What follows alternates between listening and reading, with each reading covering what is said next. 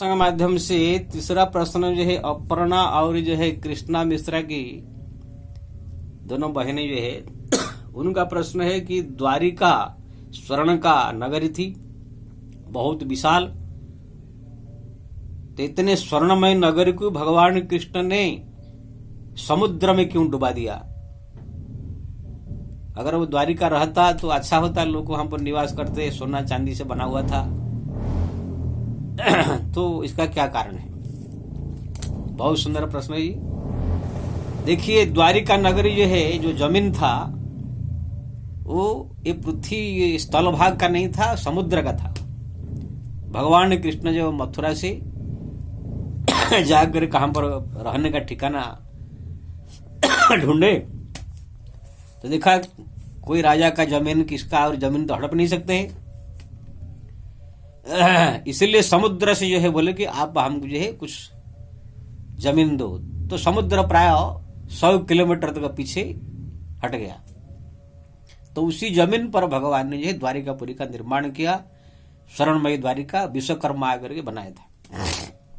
और 56 करोड़ जो है जदुवंशी वहां पर निवास करते थे। भगवान कृष्ण का ही तो 16,100 पत्नी, सबका 10-10 लड़के, फिर उनके लड़के, इतना वंश बढ़ गया था सब। लेकिन आप जानते होंगे दुर्वासा विश्वामित्र आदि ऋषियों को जो है भगवान कृष्ण के कुछ पुत्र ने, सांबा आदि जो है कुछ अपमान कर दिया। इसीलिए सब ऋषियों ने अभिशाप दे दिया कि तुम्हारा वंश नाश हो जाएगा, सब वंश, तुम्हारा वंश में कोई बचेगा नहीं, सब नष्ट हो जाएंगे। तब भगवान तो चाहे तो अभिशाप मिटा सकते हैं, लेकिन साधु संत महात्मा का अभिशाप भी भगवान आदर करते हैं। इसलिए जब भगवान का सब लीला समाप्त हो गया और वैकुंठ जाने का समय आ गया, तब ये सब जदुवंशी लोग जो है भगवान ने ऐसे कुछ माया रच दिया। सब लोग कुछ ऐसे सोमरस कुछ पी करके एक दूसरे के लड़के सब मर गए। खाली वहां पर जो है एक उद्धव था उनका भक्त, उनको ही भगवान ने बद्रीनाथ भेज दिया। अब पूरा जदुवंश जब समाप्त हो गए, कुछ महिलाएं थी, इसको अर्जुन को बोले आप इनको ले जाओ। यानी अब द्वारिका में कोई एक भी आदमी, कोई भी औरत वहां पर है नहीं।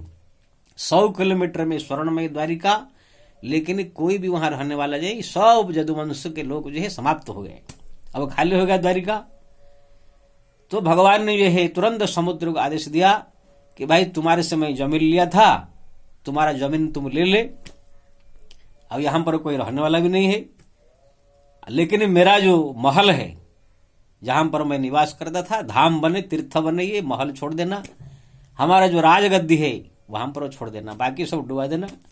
तो समुद्र आकर के भगवान का जो महल छोड़ करके बाकी सब डुबा दिया। जो आप जाते होंगे द्वारिका, तो बेट द्वारिका, चारों तरफ समुद्र, बीच में भगवान का महल है। गोमती द्वारिका जहां पर भगवान का राजगद्दी था, इतना ही छोड़ करके पूरा समुद्र अपना जमीन ले लिया। तो भगवान का ये डुबाने का कारण ये है कि एक तो वहां रहने वाला कोई था नहीं, और समुद्र से लिए थे जमीन, तो समुद्र को भी वापिस कर देना जरूरी है। इसलिए भगवान ने ये समुद्र को अपना जमीन वापिस कर दिया। और वहां पर कोई रहने वाला था भी नहीं, सब लोग समाप्त हो गए जदुवंश के। जो एक थे उद्धव जी बद्रीनाथ चले गए। महिलाओं को जो है कुछ मर गए, कुछ जो है अर्जुन लेकर गए। तो इसी कारण से जो है भगवान ने द्वारिका को डुबा दिया, और कोई कारण नहीं। जय श्री राम।